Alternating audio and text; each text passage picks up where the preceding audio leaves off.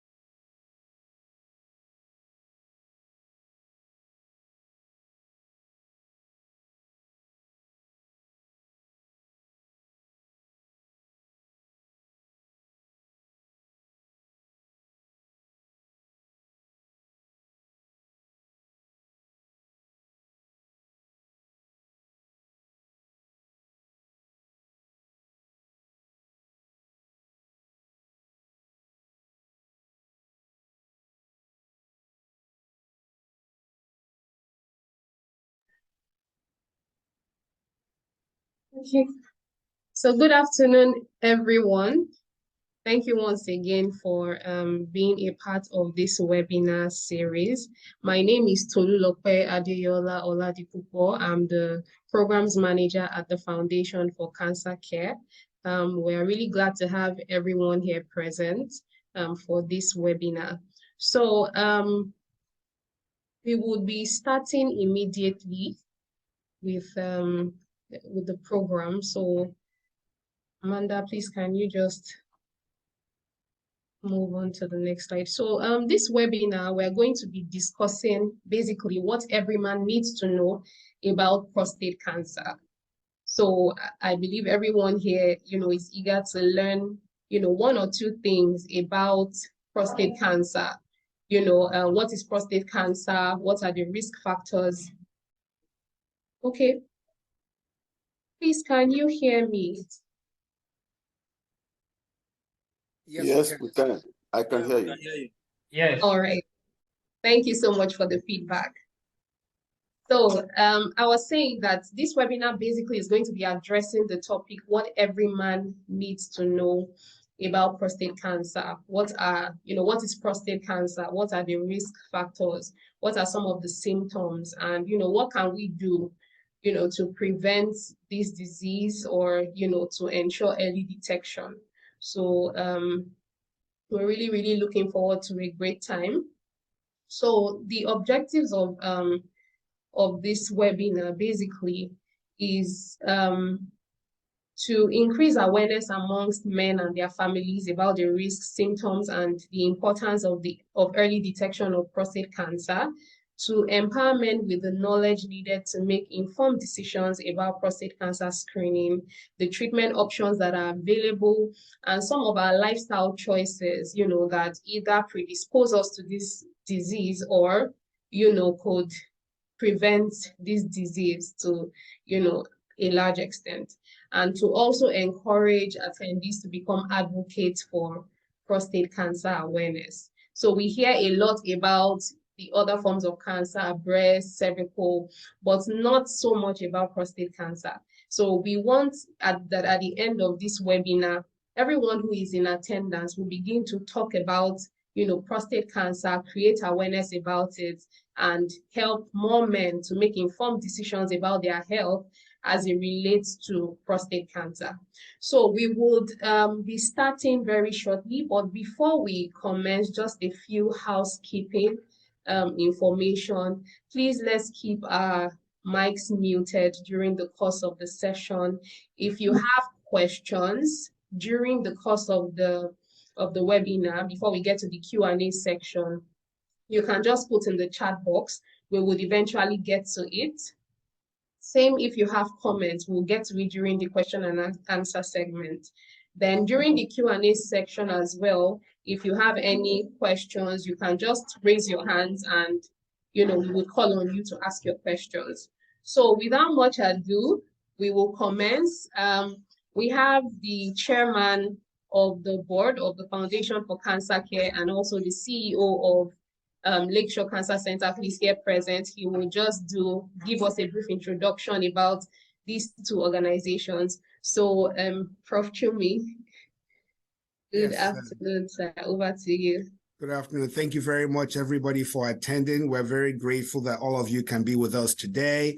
Special thanks to our guest speaker, Professor Pat Utomi, who requires no introduction. He's a luminary in our country. And it's really, really exciting to have him be an advocate for prostate cancer, for people to be aware.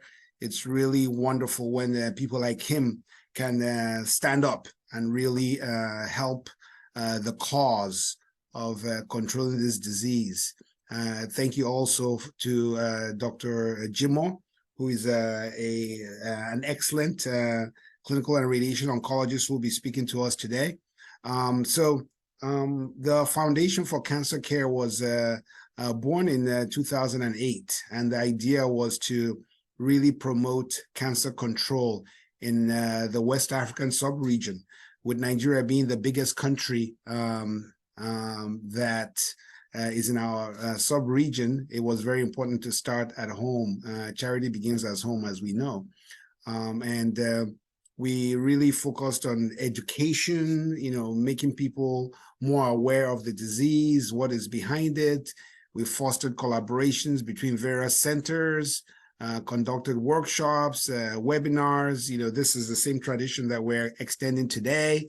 Actually, out of the efforts of the foundation, Lakeshore Cancer Center was born as a first private institution really focused. Actually, the first institution in Nigeria focused completely on cancer care.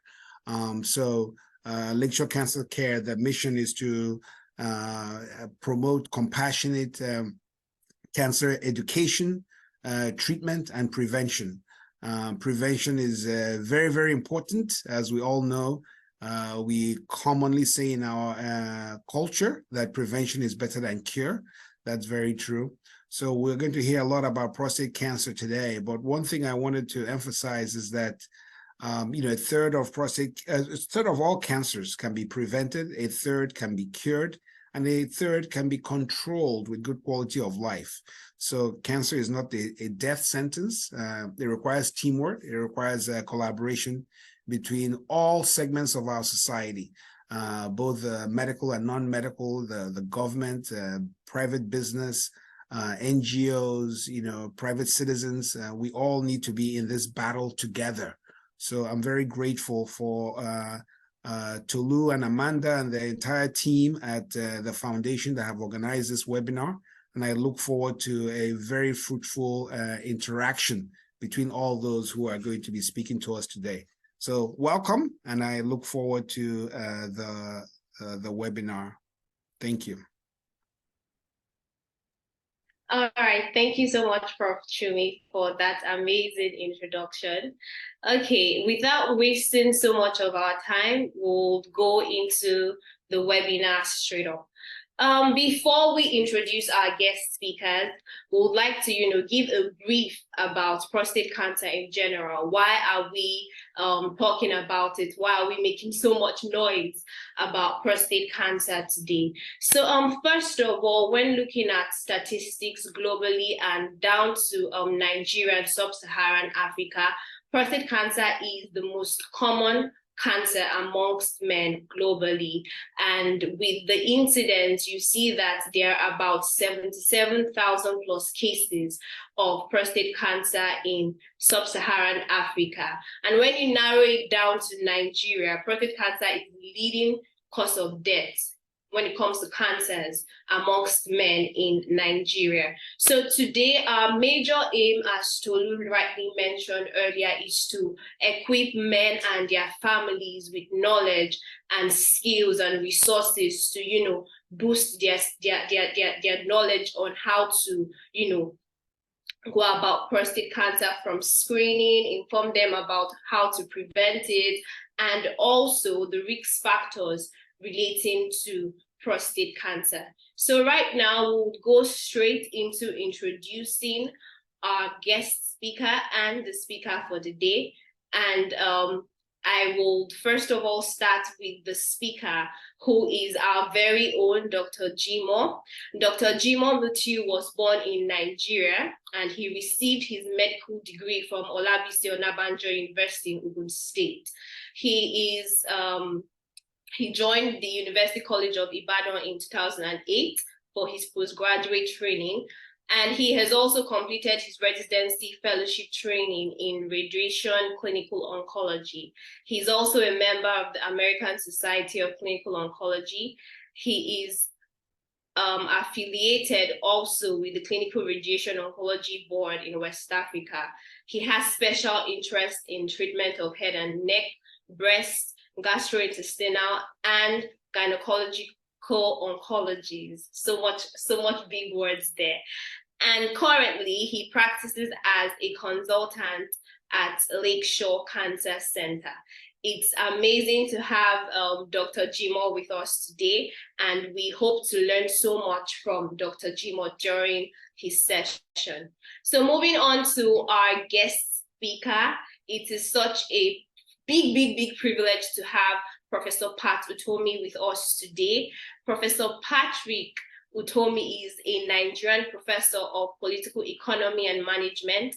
He is a fellow of the Institute of Management Consultants of Nigeria and a former presidential candidate. It's so big to have someone like that amongst us. Thank you for joining us today, sir. He is the founder of the Center for Value in Leadership and the African Democratic Congress. He is a professor at the Lagos Business School, and he has served as in various positions in the government as an advisor to the President of Nigeria, the private sector, and as a chief operating officer of Volkswagen. Thank you so much, Professor Pat, for joining us today. We hope to hear from your experience and, shed more light on your experience and your journey as well. So right now, we will go straight into the panel discussion where Dr. Jimoh Mutiu is going to chair the discussion. Okay, over to you, Dr. Jimoh. Thank you very much, Tolu, and Amanda, everyone, and the organizer of this program. I'm very happy to be here. Let me try and share my screen. Okay. So, Amanda, do you want to share it, or I'll share from my own end here? Okay, I'll share from my end if that's fine. Okay.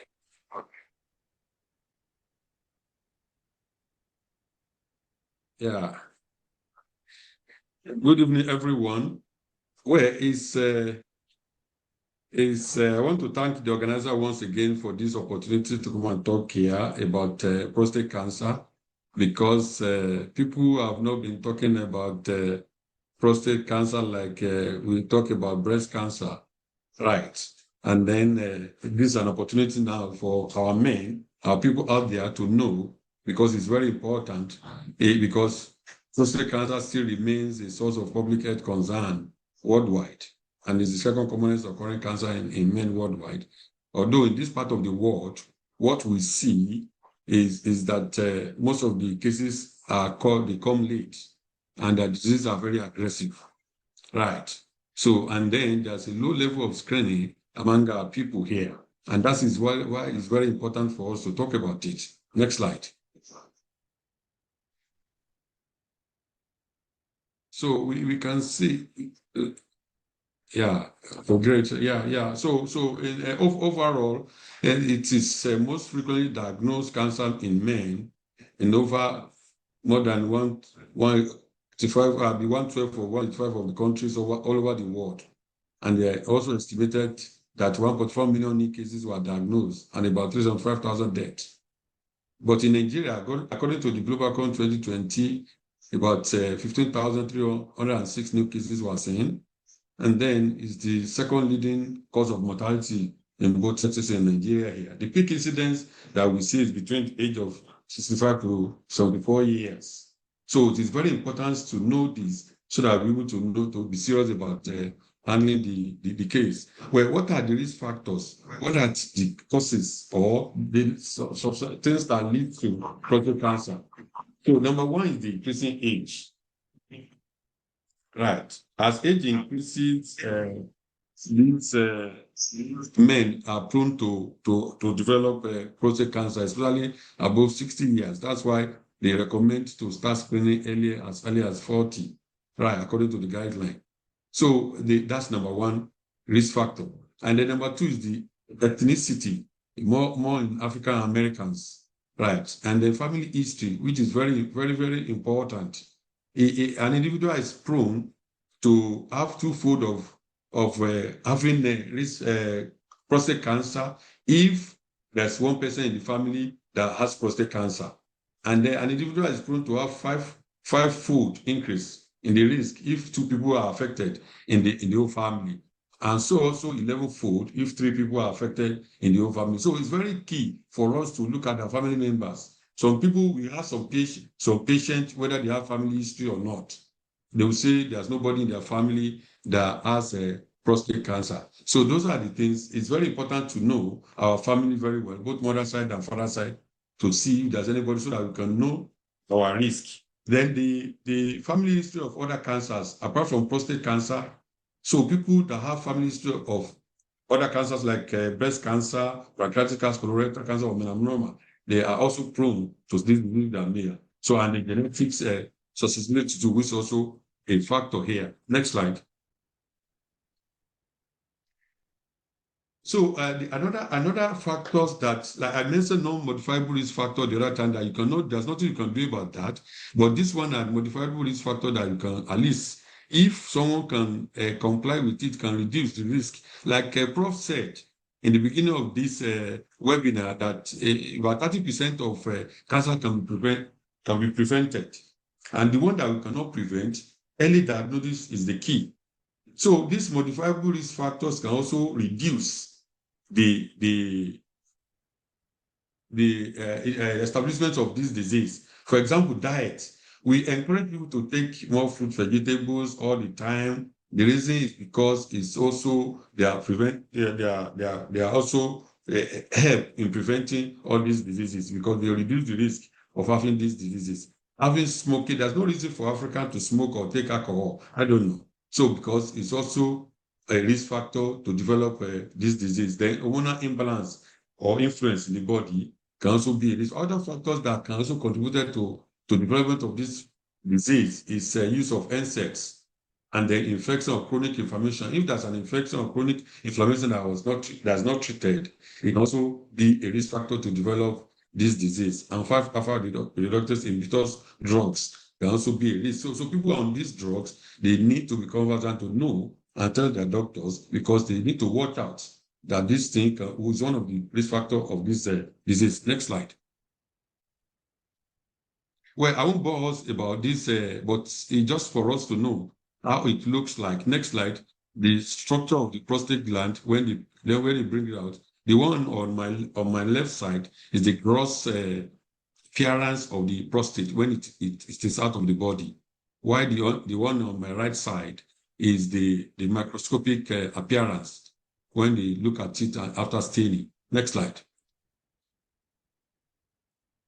Well, why I want to show this slide is because because in the report, patient will have a histology diagnosis. They will put the report of Gleason scores there, and what is the meaning of the Gleason scores? And these are the grading system that they use. They use the structure of the gland, how it looks like, similar to the main gland of the prostate, and how the aberrant one, the one that are different from the main gland. That's the way they grade the Gleason score, 1 up to 5. Next slide. So the Gleason score, we usually see less or equal to 6. They categorize them as well differentiated. When you see 7, it's moderately differentiated or intermediate. Where Gleason score 8 to 10 is poly or undifferentiated. These are very important because they can prognosticate the outcome of the disease. So an individual need to know when they give histology report, you now see this Gleason score. When you see Gleason score between 8 to 10, no matter what you do, it's possible for this disease to also come back. Next slide. So, okay, these are also the way the Gleason score are also written. You can see 7, that will be 3 plus 4. You can see 7, that will be 4 plus 3. Then usually 4 plus 3 is usually worse than 3 plus 4. 6, legs and 6 fall into the low risk, while 7 is intermediate risk, and 8 to 10 fall into high risk. When we see this, we need to be serious about the treatment modality of this disease. Next slide. So it's the same thing I'm saying, though. I don't want to bore us about this picture. Next. So natural history, I want to say something about this, because if nothing is done to the disease, and that is why screening is very important. When it started, if it is early, it can easily be picked if screening is being done. So when there's a chronic inflammation and an infection, prolonged chronic inflammation and infection, and nothing is done to it, there will likely be a damage to the epithelium of the prostate. Right. And if nothing is done to this, it can progress to have some inflammatory atrophy, and then with another factors, whether modifiable factors or non-modifiable factors, can contribute to this and can lead to what we call intraepithelial neoplasia. So that is the stage 0 of this disease. Right. So it's important for us to know this, because we know that screening is very important and we need to be serious about it. And then when it forms intraepithelial neoplasia, like a stage 0 of that disease, and it's not discovered at that stage, so it can also further to become a full-blown prostate cancer and involve the whole gland or part of the gland. Next slide. So, and like I said, natural history is important for us to have an idea of what is going on there. If nothing is done, when we have prostate cancer, it can be localized. But if nothing is done and it's not discovered, it can also come out of the capsule, extracapsular extension. It can go towards the surrounding structure, like the seminal vesicles, urethra, the base of the bladder, even the rectum posteriorly to the gland. Right. If nothing is done, then before we now have the spread through the blood or lymphatic spread. So this is basically the natural history of prostate prostate cancer disease. If it's not discovered early, this is the way it moves. Next. Now, clinical features, how do they present? Well, in some cases, they are asymptomatic. And that's why they call prostate cancer a slow-growing tumor. It's slowly growing, and the person will not have any symptoms. That is why screening is very, very important. If somebody involved in screening early enough, you can discover the asymptomatic one, because there won't be any symptom. But the first symptom that person can present with in the hospital may be symptoms of spread when the disease has moved to other parts of the body. Right. So the basic symptoms that patient can present with, like maybe urinary retention, urgency, frequency, dysuria, hematuria, hemospermia, or even rectal bleeding when the disease has extended to the rectal wall or erectile dysfunction, which is the most thing that even brings people to the hospital, or urinary retention. Right. So these are the symptoms that patient can present with. And then they can also present with features of spread. Disease has moved from the local region to other part of the body. The first place they go to is the bone, because of the closeness of the vertebral veins, sacral veins. There's no valve in between them, and so this disease can spread to that area, and patient can prevent with low back pain. Right. And if nothing is done to this, it can also progress further to even cause pathological fracture in other part of the bone of the body. And also have spinal cord compression. So they can present. We have seen some patients that. So most of our patients here, they present with these features of spread. Like I said, asymptomatic disease is there and it's not discovered. But the one that even symptomatic, if nothing is done to it quickly, it can move and cause spinal metastasis or bone metastasis or spinal cord compression. Yes, next. So they can also have some general features they can also present with, like weight loss. So some people can have jaundice. If the tumor has spread to the liver, they can have jaundice. They can have anemia. They can have nephrodenopathy. So patient can present with all these other general features. And then there also be abdominal features of chronic urinary retention. That also, this is what will bring the patient to the hospital in most cases when they can no longer urinate. Right. So neurological examination, they can have features of spinal cord compression. And even during digital rectal examination, the gland will not be smooth when the exam is usually rough or indurated or something like that. Next slide.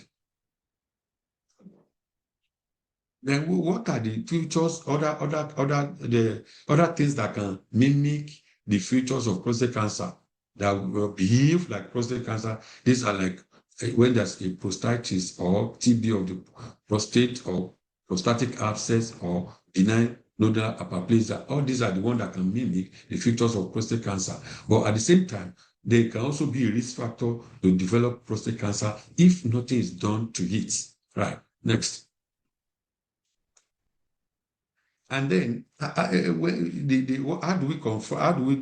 What are the investigations that require in prostate cancers if it has really developed? Right. So there are two sets of investigations that.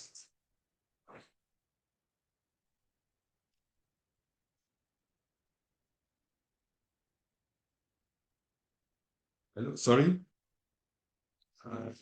Coming.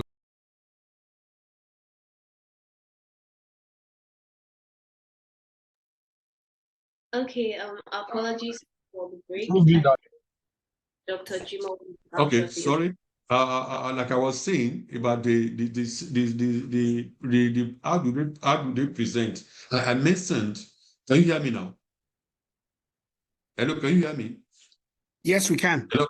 Okay, okay. So, as I was saying, because I want to lay emphasis on that clinical presentation very well because of the audience I'm speaking with.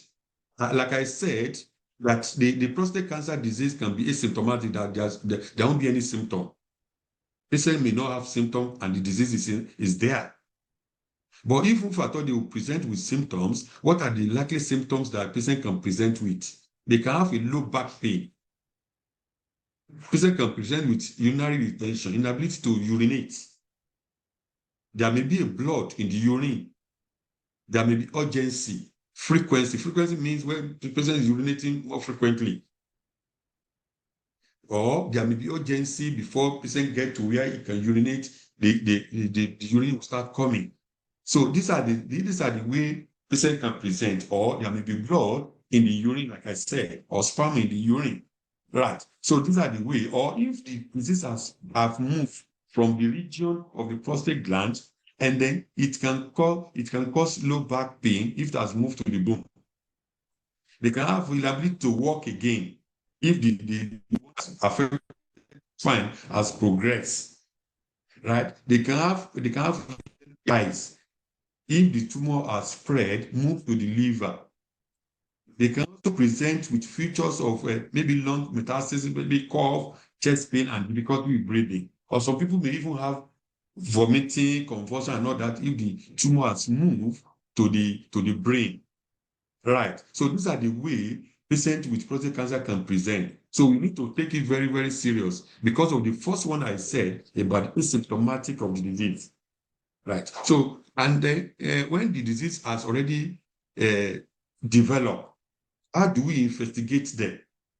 Right. So we have investigation to confirm the disease, to confirm the diagnosis, to confirm the disease. We have some investigation to stage the disease properly so that we know how we are going to approach the treatment. We also have some investigation to do to assess the fitness of that patient when the disease has developed. So these are the three categories of investigation that we usually require for. And why we are saying this is because when prevention is usually better than cure, they say, it's cheaper. Apart from it's better, it's also cheaper. Because if we can be able to prevent it in developing, or if it has developed, we can pick it early, it's also cheaper. Because all these investigations we are even talking about, they are money. It's a big money because most patients pay out of pocket. Right. So that's why it's very important. That's why we're mentioning this aspect, because it also involves spending a lot of money. Next slide.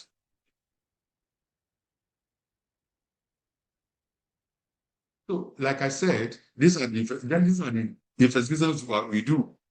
To confirm this, we are going to do a biopsy. What do I mean by that? The surgeon will go in to use image guided to take a part of that tissue from the gland and send it to the lab. We are going to do a PSA, prostate specific antigen. It's like a protein that is expressed from the prostate gland into the bloodstream, and then we can detect it by doing that test. So it can also be used to confirm the diagnosis. Then we can also use MRI. It's an magnetic resonance imaging scan that we can use to look at the structure of the gland and look at the area that are cancerous there. So these are the investigations that we normally do to confirm that. And then we can also have investigation to stage. Now, when the disease has developed, what stage are we talking about? Is it early stage? Is it late stage? Right. So these are the investigations we do. We do chest CT, we do abdominopelvic ultrasound, we can do a bone scan to rule out there's no bony lesion, there's nothing in the bone. We can do PET scan, which is superior to the bone scan and all that. So we can be able to know where are the disease in the body. That is the importance of the scan. Then we also have what we call a baseline to assess fitness for treatment for this patient if disease have developed. For example, now, full blood count, we want to do full blood count to rule out, oh, there's no anemia. That is, there's no low blood. We want to rule out there's no infection in the body. We want to rule out that, oh, the parameters are adequate for us to commence the treatment. And then we can also do creatinine, because we want to know if we want to administer any drugs. Most of these drugs, they will go to the liver to metabolize, and they come out through the kidney. So we want to ascertain that the kidney is functioning very well. And the LFT, liver function test, we want to be sure that the liver is also well before we can administer the injection or any drug we want to administer. Then retroviral screening, we know cancers are immunosuppressive disease. We want to be sure of the HIV status of the patient before we commence treatment If there is HIV, we want to know the CD4 count, we want to know whether the patient is on treatment or not before we can start that. And then calcium and the testosterone. So next.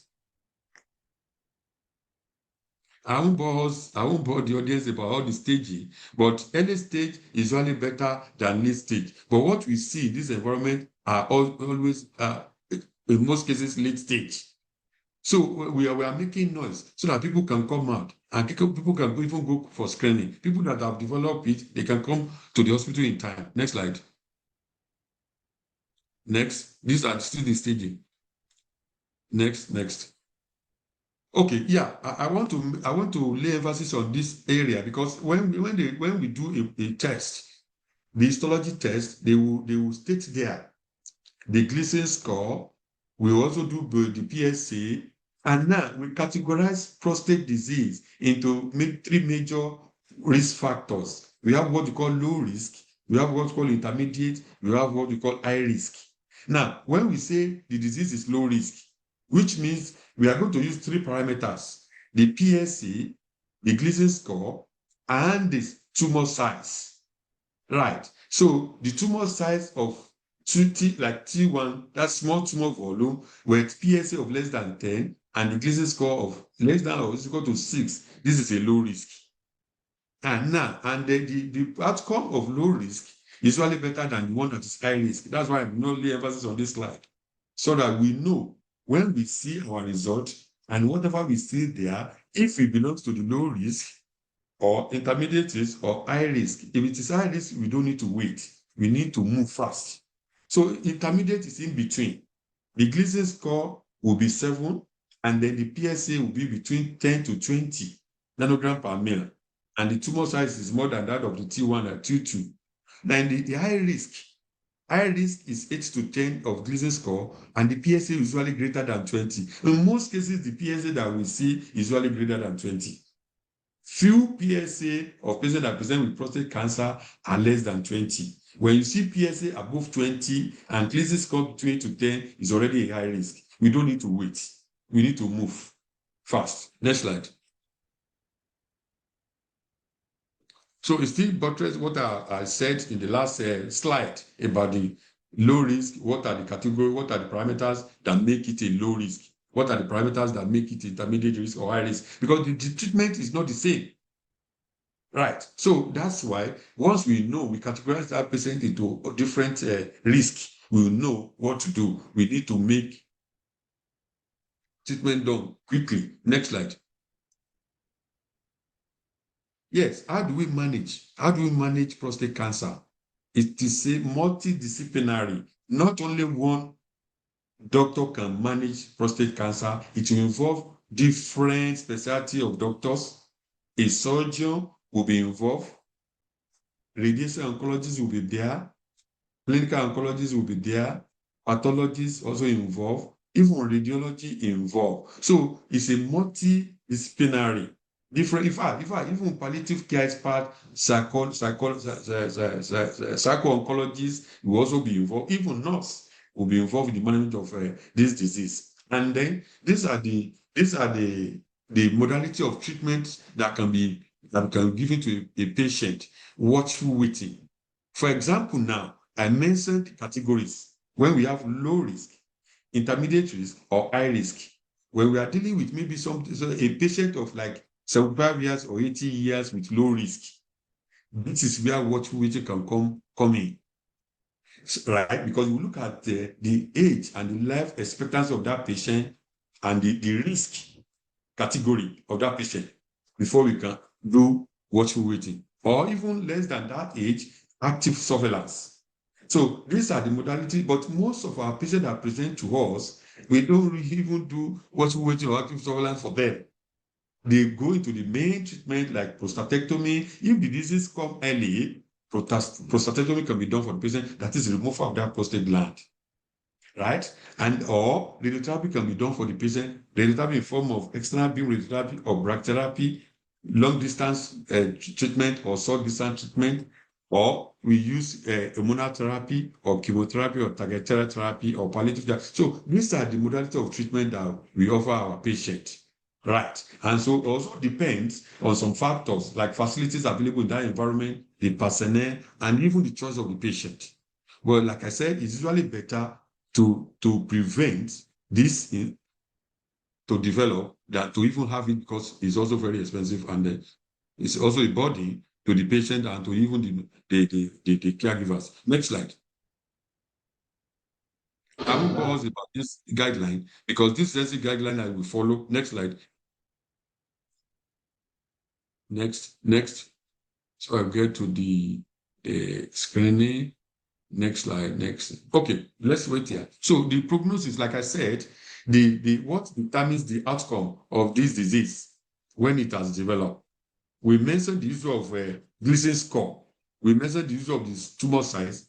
We mentioned the PSA.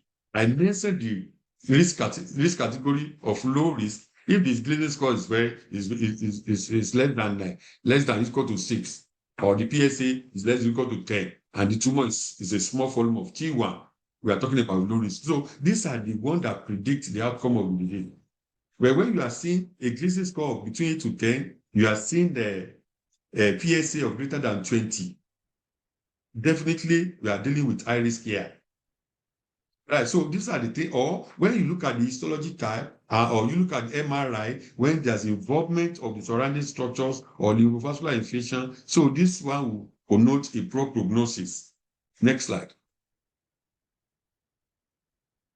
So look at the prognosis of the disease. If it is localized, the 5-year relative survival is 100%. If it is localized, even if it is regional, the 5-year relative survival is also 100%. And then once it is late stage, we can see the 5-year survival rate. For distant metastasis, it was 34.1% survival rate in 5 years, and then unknown is around 91.5%. So it is better to have localized if you develop at all, or regional disease, so that you can add a good prognosis. Next. Hi, Dr. Jimo, you have 1 minute. Okay, so I'm rounding up. So the screening is very important. Like we say, prevention is better than cure. And what we do in screening is just to identify and to identify or recognize disease to detect among healthy individuals. Next slide. So now, according to American Cancer Society screening guideline, they said people of average risk of developing prostate cancer can start their screening by age 50. But people of high risk can start at age 45 years, and people of higher risk can start at 40 years. And who are the higher risk when they have more than one person in their family that have prostate cancer? Next slide. Next. Okay, so these are the screening guidelines. They involve the use of the PSA and digital rectal examination. And the PSA, if it is less than 2.5 nanogram per ml, and then the PSA can be done every 2 years. But when we say the value of greater than 2.5 nanogram per ml, then it has to be done annually. So according to the American Cancer Society screening guideline, next. That's almost the last thing. So prevention, they say, is usually better than cure, and it's better we do that. How do we prevent now? Next. Okay, so there's no sure way to prevent prostate cancer. However, there are some measures that can be in place. Healthy diets. We've mentioned about use of fruit and vegetables, healthy diet, maintain healthy weight too, and regular exercise. Stay sexually active. So regular exercise is very important, and also watch our weight and what we eat. Even people that don't have family history, we still need to do all these things to prevent this. And then smoking, like I said, no reason for African to smoke or drink alcohol. Thank you very much. Okay, thank you very much, Dr. Jimo, for that amazing session. It was very, very comprehensive, and there was so much to learn from the session. Before we go into the next segment where we would have Professor Pat, I would like to inform us that if you have questions or any comments, please feel free to, leave your questions in the chat box. At the end of the session, we will attend to your questions as soon as the session is over. So right now we will be going into the experience sharing session, where we would have Professor Pat Utomi, talk about his experience and how he was able to, from the point of screening to when he was diagnosed, and how he was able to cope with prostate cancer itself. You're welcome, Professor Pat. The floor is yours right now. Well, thank you so very much. I'm pleased to be able to join in this webinar and to share a little of my experience in the hope that it can get more men interested in early screening. The statistics have all been reeled out. Dr. Jimo gave just as Professor Chumi did. And I think that it is a shame that many people who could have a higher quality of life in this later stage of life are suffering because they are not informed enough to take proactive action. In my experience, and one of the reasons that I went public very quickly about it, I have a colleague, well-educated, PhD, who was suddenly taken ill, very ill. I mean, he couldn't urinate, he was screaming, they rushed him to the hospital. When they started running tests, his PSA was 100. And when they told him that, he said, "What is PSA?" He had just never heard about PSA before. And that is really a shame, given the fact that this is a problem that most Black men will experience at a certain age. So I thought it was important to get people to become more and more aware. What women have been quite effective at doing with breast cancer, for example. And in fact, I had to dig back into my own experience. Betty Akeredolu, who's the first lady of Ondo State, went to school with me. We were in university together. Her husband, Ruchivi, went to high school with me. And so I knew Akeredolu quite well. And when more than a quarter of a century ago, she had experienced and began canvassing breast cancer awareness, I was one of the first people she turned to. I was a keynote speaker at an event in Ibadan. I remember it was a premier hotel in Ibadan on this subject. And then to come a quarter of a century later, and I have a challenge and not make an effort to get more men to become aware would be really foolishness on my part. So when I began, first of all, I have to say that I was aware, I was sensitive. Even at that, it still caught me the way it caught me. So it shows how important it is to be really focused with it. I have family history. So that's what got me sensitive early. And every year at my annual checks, it came up, it seemed okay. PSA began to go up. By the time it got to 4, we got concerned. And a urologist friend in the United States, more or less put me on finasteride. And we thought we were managing well. It actually began to come down, but suddenly began to go up again. So I decided to do a biopsy. When the results of the biopsy came back, it was positive. I knew I had to do something very quickly. My wife is in the healthcare business, and she began to talk to her colleagues at Luth. And we got to learn about the work that is being done at Lakeshore. So I quickly went and registered, and I began to get treatment.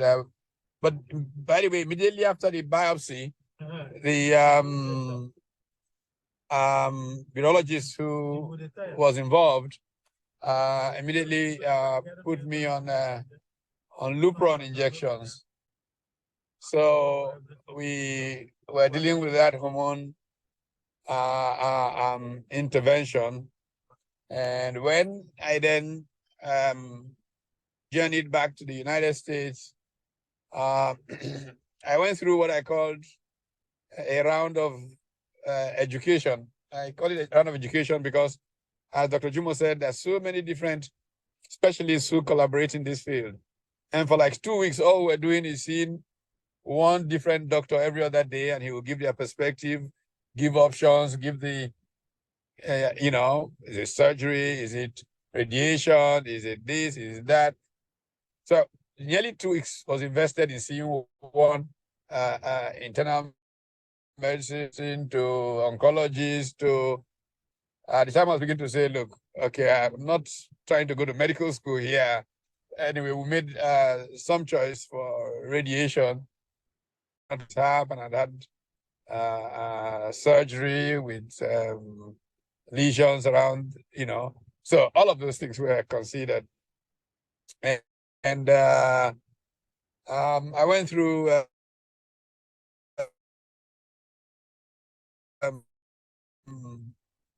radiotherapy.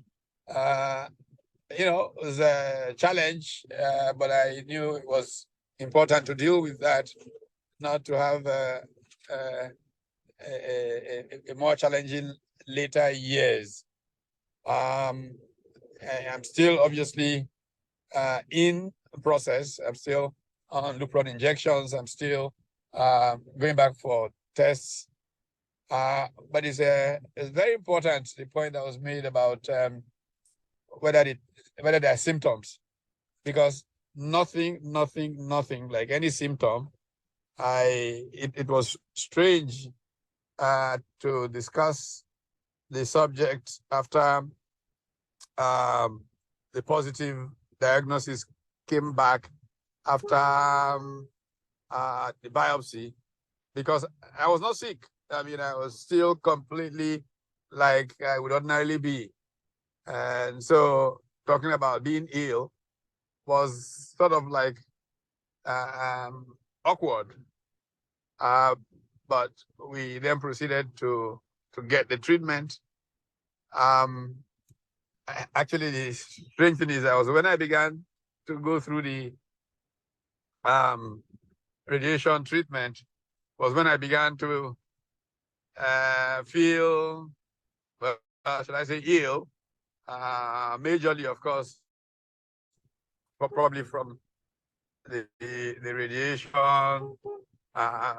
you know, and whatever else. But I feel quite happy that we began that course of treatment, and hope is that this disease afflicts so many Black men my age, attract attention much earlier. I mean, if I went through literally almost being caught on one foot, even with an early history of wanting to pay attention, I can imagine what happens to a lot of no idea, like my colleague who woke up and had, and people don't believe that that kind of count is possible. It was still PSA 100, you know, that like the women did years back. We must all ensure that our colleagues, part of the health care requirements in a country like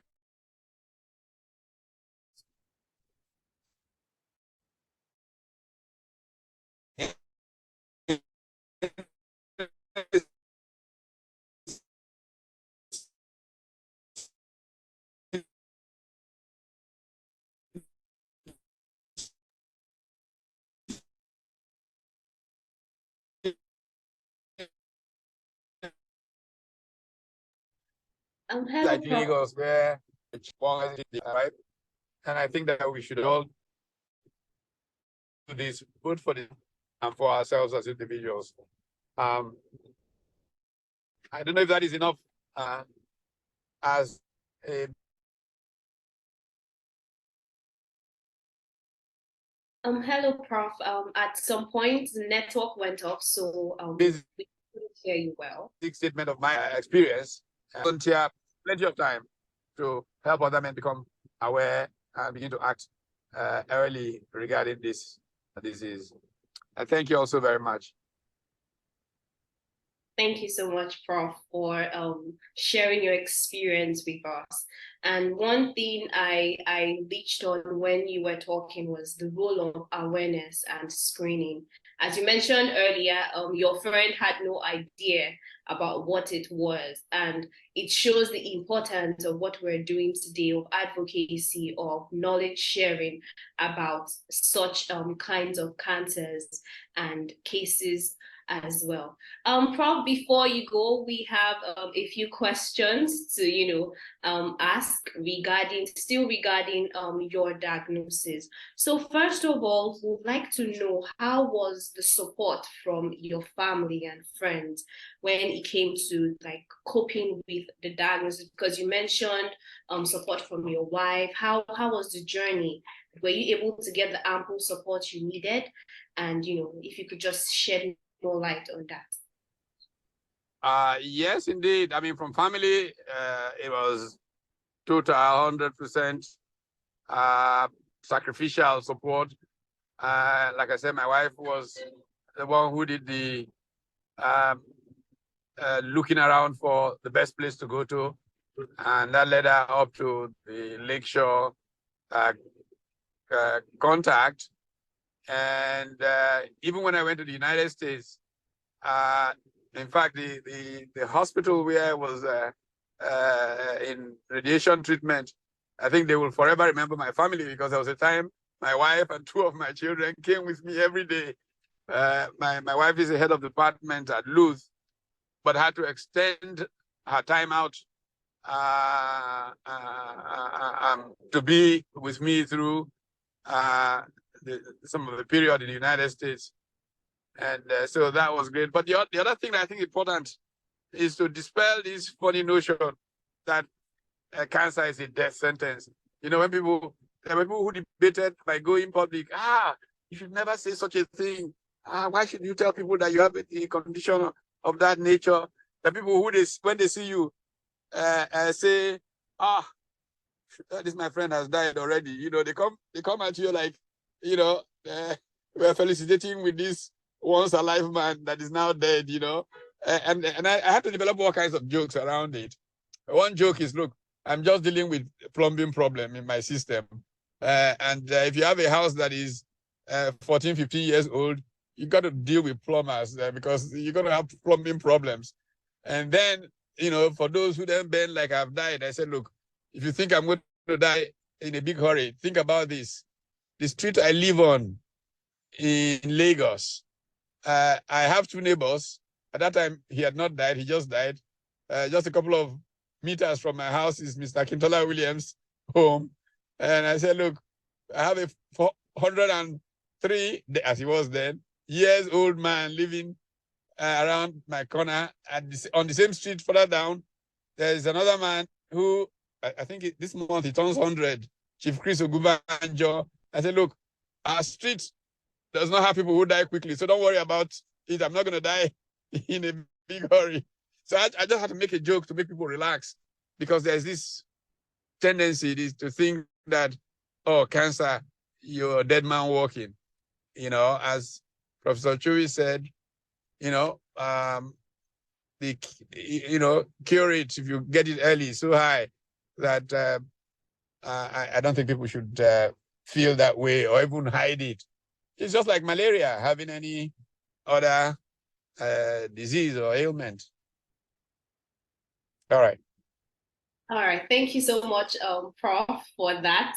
You talked so much. I'm happy you talked so much about the stigma associated with cancer, and, very nice ways to deal with it. You mentioned how, the whole plumbing thing, your body is your body, and sometimes it goes through restructuring, basically. So it's something many people who are diagnosed with cancer experience that stigma, and they are unwilling to share their stories, their experiences, which would be helpful to the next person beside them or around them. So we're thankful for sharing that with us. So my last question will be, if you can just shed more light on the role of advocacy and awareness regarding to cancer, and not just prostate cancer on its own, but to cancer in general. Like, you willingly came out from your own corner to talk about your diagnosis. So would you encourage people out there to do the same, and how would you encourage them? Because, as you rightly mentioned, stigma is an issue. So how would you advise people to go about raising more awareness and becoming cancer advocates in our society? Yes, well, I think that, in fact, I started talking about the experience of women and how I played a role in the early days when Betty and her husband began to try and get people, Rotimi Akeredolu, aware after Betty went through early stage challenges nearly a quarter of a century ago. And having participated in that awareness program, of course, I didn't realize that I would be patient myself down the line. I recognize the value of advocacy, because I have met so many women today who, because they knew, because they started testing early, because got cured and are living full, normal, happy lives. So it is almost a duty to our neighbor, a duty of care, to let them know. And having had that general disposition, when I then faced the challenge, now I was very heavily involved in election campaigns in Nigeria late last year, early this year. A few people realized that all the time I was jumping into aircraft and going to Yola, all kinds of strange places, that I was dealing with this disease.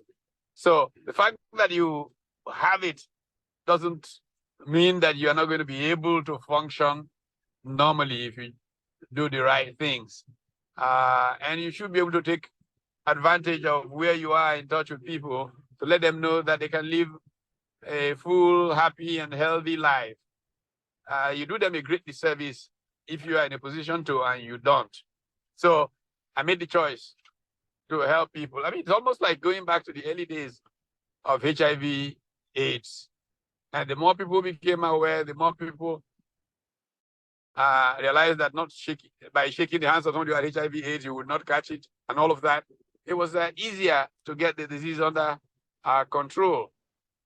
I mean, even if you could even say that HIV/AIDS can be the outcome of some behavioral disposition, you can say that for cancer. It's nothing that you have done that makes it common, so people should feel very open, just like if you have malaria. I mean, nobody worries when they say I have malaria, and so people should be able to do that.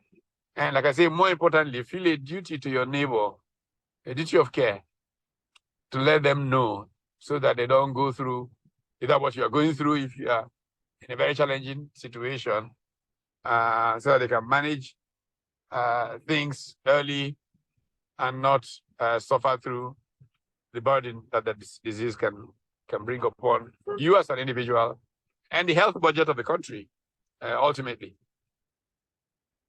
Thank you. Thank you. Thank you so much for that. Something, if you didn't take anything out of this session today, remember what Prof said. It's your duty to your neighbor to, create that awareness and share the information. So at the end of this session, our webinar is going to be available on YouTube, on our channel on YouTube. So would advise you, make it a duty to, pass on this knowledge to as many people as you can around you. Thank you so much again, Prof, for your time and for sharing this information with us. So right now, we are running short of time, so we'll go straight into the question and answer session where we have some questions in the chat box, and this session will be facilitated by my colleague Tolu. We have some questions in the chat box and from the registration process. Okay, over to you, Tolu.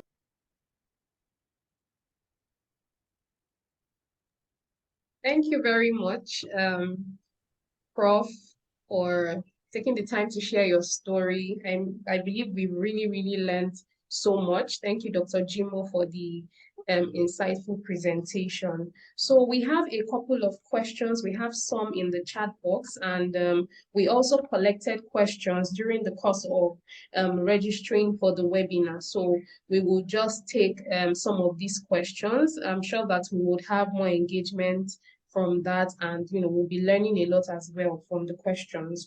So I'll take one of the questions from the registration for this program. The question says, I have had prostatectomy and a subscapular or orchiectomy. I hope I'm getting these terms right, between May and August. At the moment, I'm skiing too often and have a weak strain. All the tests are good, including the bone height being staged. I'm not sure. I didn't really get that. But the person is asking that what protocols am I expected to follow? I don't know if you got my question. I believe this. Thank you very much. The patient has had prostatectomy. Hello? Hello? Okay. Hello, can you hear me? Jimo there, maybe I should go over the question again. No, I have had prostatectomy and a subscapular orchiectomy between May and August. At the moment, I am still in. Anna, hello? Hello? Okay, yes. Dr. Jimo, did you hear my question? Yes, now, patient has had prostatectomy. According to what you read out, you said patient has had prostatectomy. Hello? Oh. Please go ahead, sir. Okay, so if patient has had prostatectomy, patient still need to go back to his or her doctor. You understand what I'm saying now? Because for somebody to have prostatectomy, which means the disease is early. And if it's early, prostatectomy, they will look at other parameters. They will look at the PSA and look at the scan. So patients still need to go back to his doctor for further information. Having prostatectomy alone may not likely be the only solution to that case, but we don't know. But for somebody to have prostatectomy, it means the disease is early. But they still need to look at other things. So patients need to go back and see his or her doctor, you understand, for a follow-up. Because they still need to monitor the PSA. He had the prostatectomy in May. By now, they're supposed to have repeated the PSA and look at it, or even a scan. Right. Okay. Thank you so much, sir, for your response. So we still have more questions. Somebody is asking that what treatment or therapy can shrink prostate? What treatment or therapy can shrink prostate? I believe it means prostate cancer. Okay. So, okay. Like I said, before you choose the treatment modality, we need to be able to know what risk factor are we dealing with, what risk classification category are we dealing with. Is it low risk? Is it high risk? Is it intermediate risk? So this one, it depends. Because the treatment modality depends on the stage of the disease, the age of the patient, and some other factors. Right. whether they can use chemotherapy to shrink it, they can use hormonal therapy, they can use surgical hormonal therapy and all that. But it depends on the actual staging of the disease, the age of the patient, the risk category. All right. Thank you so much, Dr. Jim. I hope that answers the questions for the person who is asking. So I would just like to say here that we have other professionals from Lakeshore Cancer Center on the call, so they can also help us address some of the questions that come up. So the next question says that in spite of checking his PSA annually and having good reports, he ended up suffering prostate cancer. Why? Okay. Well, at times, normal PSA doesn't rule out a prostate cancer in an individual because we have some histology. Though adenocarcinoma is the major histology that we have in prostate cancer, we can have other histological types, so like squamous cell carcinoma that a patient can have normal prostate PSA level. So it's not only the PSA, like we mentioned about screen now, we are not talking about only the PSA alone. Right. So we have the PSA, we have even the clinical symptoms, we have the imaging. So normal PSA doesn't rule out prostate cancer because it may not be the usual histology that usually come, like adenocarcinoma. Right. So it's important, okay, it's important for patients, like Dr. Chidi just says something on that genetic screening is also very, very important in this situation. So patients can go for further tests, not only the PSA. All right, thank you so much, Dr. Jimo. So I will take a question from the chat here from Paul Ojekere. He says, my question is BPH. Is BPH a natural progression into prostate cancer if untreated or poorly treated, or does BPH have a different treatment regime? So okay, let me pause that. We mentioned from the risk factor. Benign prostatic hyperplasia is a risk factor to prostate cancer. So it's a benign lesion. It's not really malignant. So it's usually good for a patient with BPH to see his doctor, especially the urologist. They are the one that manage. They have some drugs to relieve all those symptoms that BPH cause. But it's usually good for a patient to see his doctor and follow up. Because the risk, if nothing is done to BPH, like I said, it's a risk factor to develop prostate cancer. Okay. Thank you, sir. So we have a question to Prof. So someone says, what was your highest level of PSA? Then the second question says, it's like you never had any surgery. I think the person wants to know if you had surgery as part of your treatment regimen. Okay.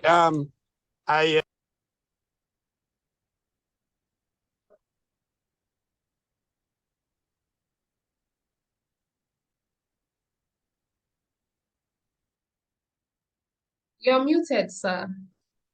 Not sure.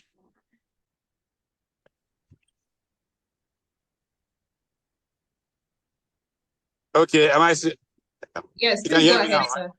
Yes, Okay. sir. Yeah. Well, I said that my highest PSA score was 9. Right now, with everything, it's come to almost 0. But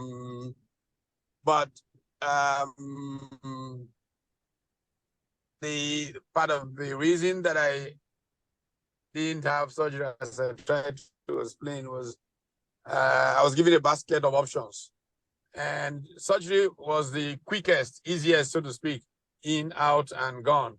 And given my challenge with managing time, that was the preferred option. However, I was sensitive to the fact that I had a motor accident in 1991, in which I was hemorrhaging internally and all of that. And so I had surgery and resect intestines and stuff that kind of made the possibility of a challenge from surgery. there. So I opted to go through radiation. And this meant that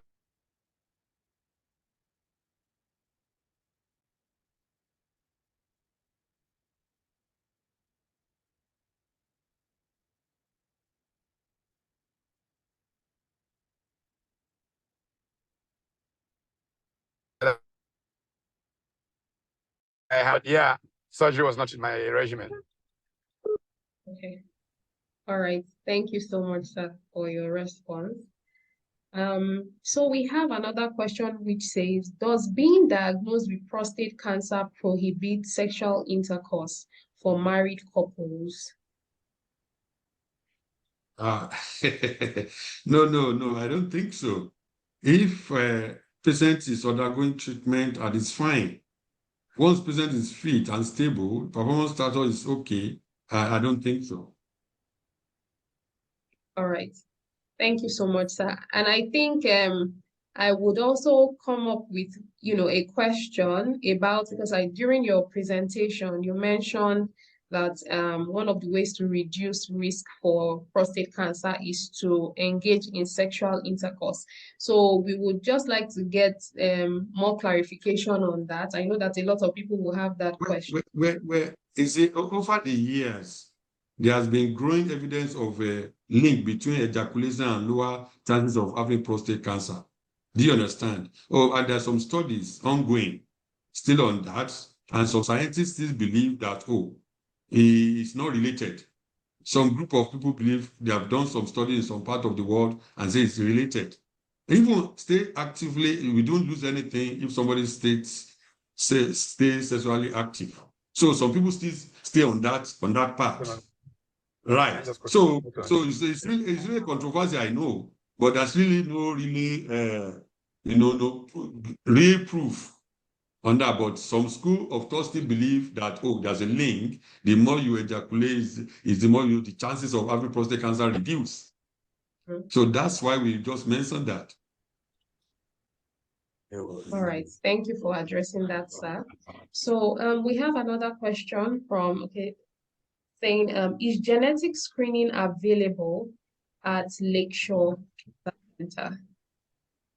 So I don't know who would, yes, maybe someone from Lakeshore should please help us with this question. Maybe Dr. Chumi. Hello, good afternoon. Can you hear me? Okay, good afternoon. Yeah, this is Dr. Can you hear me? Yes? Yes, we can. Okay, great. This is Dr. Chinenye Uwije. I'm a medical oncologist at Lakeshore Cancer Center. So yes, we do have genetic screening at Lakeshore Cancer Center. It is normally a blood test that can be done. I think generally we recommend that when someone is going through genetic screening, we can do counseling so that they understand what the screening is about, what are the potential implications of the results from the genetic screening as well. And then we can sort of counsel them on the actual procedure. But it's quite an easy test. You just come in, it's a blood test, and then that blood sample gets sent off. And then when the results are available, then we can send those to you and go through any further discussions depending on what the results show.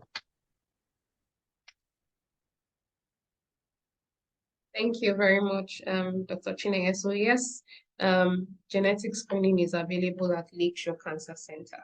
So I think the last question here states, what's the impact of endoscopic total prostatectomy on cure rate at 10 years post-op among Black Africans? So that's the first question. Then the second question says, also, what's the current sensitivity rate to radiotherapy and chemotherapy of familial genetic prostatic cancer compared to sporadic cases? I don't know. I hope you got the question. Maybe I should go through it again. The first question says, what's the impact of uroendoscopic total prostatectomy on cure rates at 10 years post-op among Black Africans? So maybe we should just take it one after the other. Hey, Prof, because I don't think we do that. I don't think that surgery is really common in this part of our setting, right? Okay. And then if surgery is done, if disease is early and surgery is done, the outcome is usually good. From the statistic I saw on the prognostic, survival rate, 5 years survival rate, if the disease is early, and if it's early, you can do surgery, and they have 100% survival rate at 5 years. Right. So I believe prostate surgery, the outcome is usually good because it connotes that the disease is early. Okay, thank you so The much, second sir. one. Yes, okay, so the second question says, what's the current sensitivity rate to radiotherapy and chemotherapy of familial genetic prostatic cancer compared to sporadic cases? Well, I don't have an idea of that. Okay, so I don't know if there's anyone within the audience who would like to respond to that. This is Dr. Chinenye Uji again. I just want to answer the two questions. So if I go back to the previous one, Dr. Jimo is exactly correct that it's difficult to be exact because if you've had surgery for your prostate cancer, in general, if they've had a successful surgery whereby the surgeons are happy that, all the cancer was taken out and it was a successful surgery, then actually men can do quite well. So you can have the chances of having a recurrence from the prostate cancer or having dying from the prostate cancer within the next 5 to 10 years is really low. So death is less than 5% and recurrence is less than 10%. But that also depends on the success of the surgery, and it also depends on the stage of the cancer before the surgery was done. But if it's a low risk cancer, the surgery was done successfully, and there was no evidence of anything being left behind, then really the chances of being alive at 10 years is very high. But you would still need to be monitored. I think there was an earlier question as to whether the treatment was done. You need to be monitored because we need to keep an eye on your testosterone levels, because that will tell us whether the cancer, testosterone can drive the cancer. So it will tell us whether the testosterone levels are low enough. And we also need to keep an eye on your PSA levels, because that will also tell us that, help us monitor the activity of the cancer. So if a patient has that surgery, then the chances of them being alive at 10 years is very high if the surgery is successful. Now, in terms of the difference between familial prostate cancer and sporadic prostate cancer, in terms of how they respond to treatment, that's not really the main factor that determines response to treatment. What determines response to treatment is, as Dr. Jimo said in his presentation, it depends on the stage of the prostate cancer when it's first diagnosed. It depends on the type of treatment the patient has, and it depends on how successfully they respond to that treatment. Those are the main factors, because they will help us decide which treatment to give and how well the patient will tolerate that treatment. But it's not really whether the prostate cancer is familial or sporadic. That's not really what determines the outcome of the patient's survival. Thank you very much, Dr. Chinenye. So we have a question that says, if a family member has an enlarged prostate, does it mean that there is a positive history of cancer in the family? The enlarged prostate is not the same as prostate cancer. Right. BPH is different it's benign lesion. So unless there's prostate cancer, or unless they establish a prostate cancer, so it's not the same.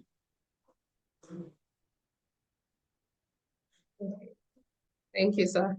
So we have questions around if the recording will be shared. So yes, the recording will be shared with everyone.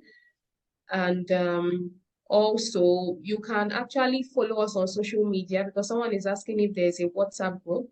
But you can just follow us on all our social media channels, and we would also keep you informed of all our activities, and future interactions such as this.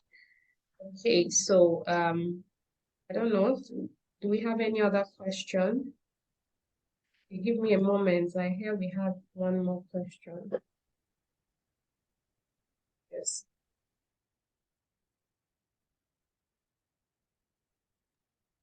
Okay, we have one more question in the chat box, and it goes thus: based on ejaculation and its relationship with low risk of prostate cancer. Would masturbation be encouraged? And one last question, what is the treatment for an enlarged prostate? So 2 questions. Is masturbation encouraged? And what is the treatment for an enlarged prostate? So Dr. Jimo? Okay, like I said, when I said it that way, it's like a growing evidence on the issue of this ejaculation. They also put masturbation also there. And then some school of thought believe that the more you do, okay, you have if the Dr. chances. Jimo is unavailable at the moment, we have other professionals here. Dr. Okay. Chine is on the call. Amanda, Dr. Jimo was actually answering. I don't know if you can hear us. Okay, so I mentioned that, like I said, when I was answering that question of the issue of sexually active, and they mentioned the issue of the more the ejaculations, the lower the chance of having prostate cancer. They also put masturbation also there too. So it's also included, but it's still controversial, like I said. Please, can anybody hear me? Yeah, we can hear you. Hello? Yes, we can hear you. We can hear you. So that as I said that the masturbation is also included. When they mention the issue of ejaculation, they also put masturbation there. That is, the more you have that, is the lower the chance of having prostate cancer. And then for the treatment of BPH, like I said the other time, an individual need to see a urologist. For that, they can do surgery. They can also give some drugs that can relieve of symptoms that this BPH is giving the patient.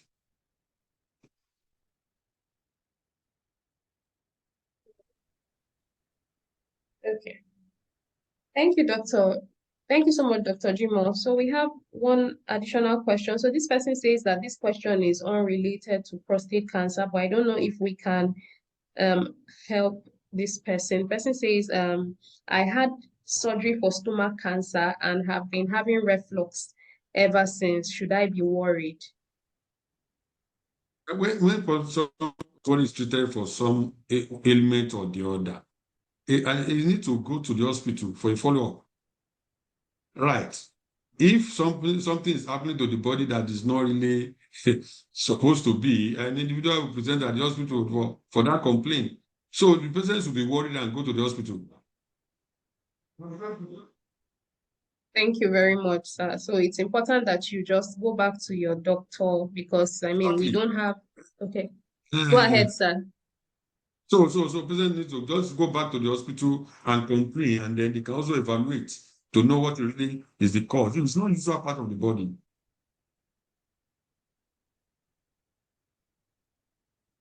Okay. All right. Thank you very much, sir, for that answer. So I think we have taken all the questions. I hope we didn't miss out on anyone. So we would really like to say a very big thank you to everyone for, being part of this webinar. I hope that it has been, an enlightening session for us. I hope we took something away from Dr. Jimo's presentation, from Professor Utomi's, sharing his story, and even from the interactions we've had through the question and answer segment. So I think that, it's very, very important, early detection is very important. One of the things that Professor Utomi mentioned was that he didn't have any symptoms, but based on conversation with a friend, he actually went to do his PSA and, they found something, that needed to be addressed. So there may be no symptoms, there may be no indication, but that's why it's important that we get screened. This is actually very, very important. So screening is important. I think that's one of the biggest takeout from this session. So if you are within screening age, which is from 40 years and above, depending on, if you have family history to 65 years, please let us, get these screenings done. And I'm sure that, some of us may be wondering that where can we get prostate cancer screening? Well, at Lakeshore Cancer Center, we would be able to provide you with prostate cancer screening. And between now and the 13th of October, there's actually a 25% discount on all prostate cancer screening. So this would be a good time for you to book that appointment and actually come in and get screened. So please also remember to follow us on our social media pages.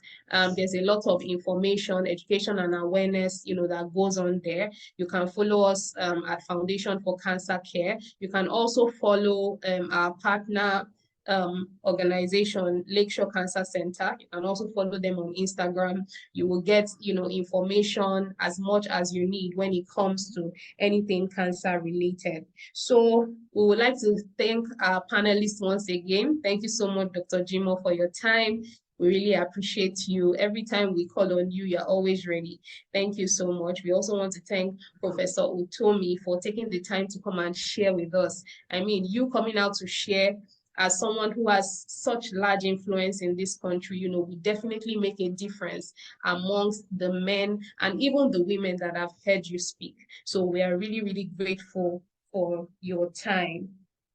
So please ensure that you share what you have learned with those around you as much as possible. Every man in your network should be able to have access to the information that you have gotten, because it is when we spread the information that people will be able to take informed action concerning their health. So thank you all so much, and we wish you a very beautiful evening ahead of you. Bye.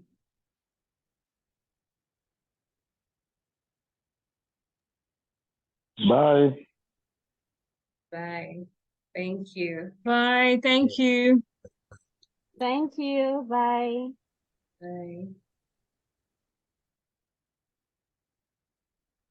Bye. Thank you very much, Dr. Jimoh.